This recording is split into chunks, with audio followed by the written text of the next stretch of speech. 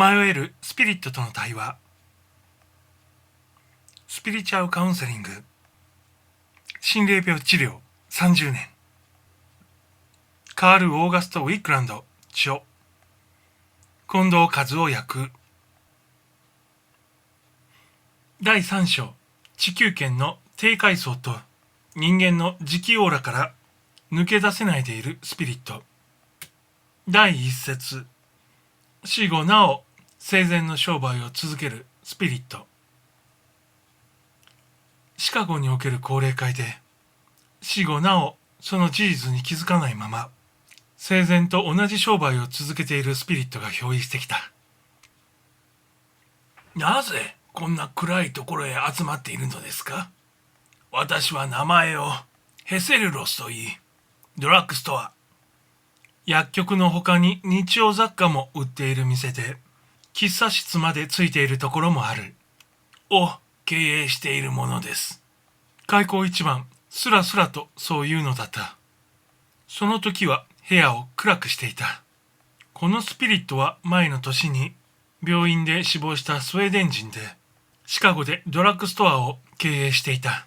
サークルの常連は彼について何一つ知識はなかったが、その夜は彼の生前の友人の一人であるエクホルム氏が出席していたので、その身元がすぐに確認できた。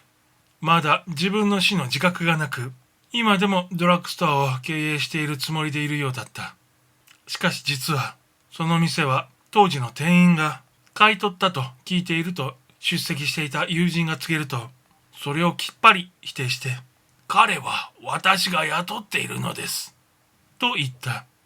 面白いことに、そのスピリットはその頃に実際に起きた強盗事件の話をした。3人組が押し入ったので、度肝を抜かれたが、勇気を振り起こしてピストルを取りに行った。ところがピストルを手に取ろうとして握りしめるのだが、どうしてもつかめない。やむを得ず素手で向かっていって、3人のうちの1人をぶん殴った。しかしなぜか、そいつの体を突き抜けて空を切るばかりだった。どうしてだろうと不思議でならなかったという。そこで我々が彼の現在の身の上について語って聞かせているうちに意識に変化が生じたらしく、自分より先に他界している大勢の友達の姿が見えるようになり、その友達に引き取られて霊界での新しい生活へと入っていった。ドラッグストアの持ち主が変わっていること、3人の強盗が押し入ったことはその後の調べで事実であることが確認されている。この場合、霊媒の潜在意識説もテレパシー説も通用しない。なぜならそのサークルの中でヘセルロスを知っていたのは友人のエクホルム氏だけで、その友人もドラッグストアが他人の手に渡っている事実は噂で知っていたが、その飼い主は当時の店員ではなかったことが判明しているからである。その後何年かして再びヘセルロスが出現した。その時のやりとりを紹介する。1920年9月29日、スピリットヘセルロス、霊媒ウィックランド夫人、質問者ウィックランド博士。スピリット、一言お礼を申し上げたくてやってまいりました。暗闇の中から救い出していただき、今ではこのマーシーバンドのお手伝いをさせていただいております。博士、どなたでしょうか？スピリット、あなたのお仕事のヘルパーの一人です。時折この高齢会に出席しておりますが、この度は一言お礼を申し上げたくて参りました。かつてはとても暗い状態の中で暮らしておりましたが、今ではあなたの霊団の一人となっております。あなたにとっても喜ばしい話ではないかと思います。もしもあなたという存在がなかったら、私は多分今でも暗い闇の中にいたことでしょう。あれから何年も経っております。その間あなたを通じて、またマーシーバンドの方を通じて生命についての理解が深まりました。私が初めてお世話になったのはここではありません。シカゴでした。今夜は皆さんと一緒に集えてとても嬉しく存じます。地上時代の名前を申し上げたいのですが、もうすっかり忘れてしまったようでして、何しろ何年も人から名前を呼ばれたことがないものですから、そのうち思い出すでしょう。その時申し上げます。例の老紳士を覚えていらっしゃるでしょう。エクホルムと言いましたかね。老をつけるほどでもなかったですが、彼は地上時代の親友でして、彼との縁で皆さんとの縁もできたのです。博士、シカゴでの高齢会でしたね。スピリット、そうです。私はシカゴでドラッグストアを経営しておりました。そうそう思い出しました。私の名はヘセルロスでした。つい忘れてしまいまして。今ではあなたの霊団のヘルパーの一人です。エクホルムもそうです。彼もよくやっております。喜んであなたのお仕事を手伝っております。地上時代でも霊の救済のことで一生懸命でしたからね、彼は。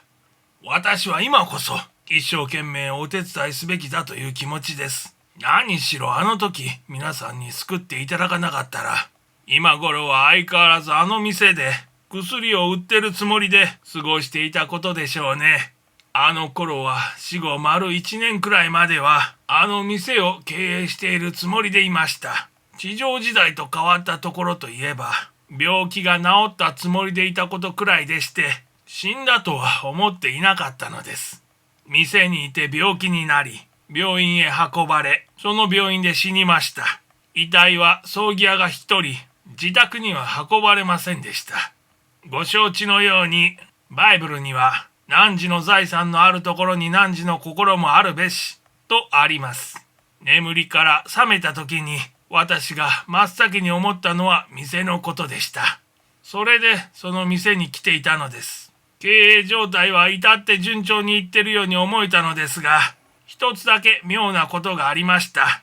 私がお客さんに挨拶しても全く反応がないことです。私はてっきり入院中に言語障害にでもなって言葉が出ていないのだろうくらいに考えて、それ以上あまり深く考えませんでした。そのまま私はずっと店を経営しているつもりでいて、店員にも異念でもって指示を与えておりました。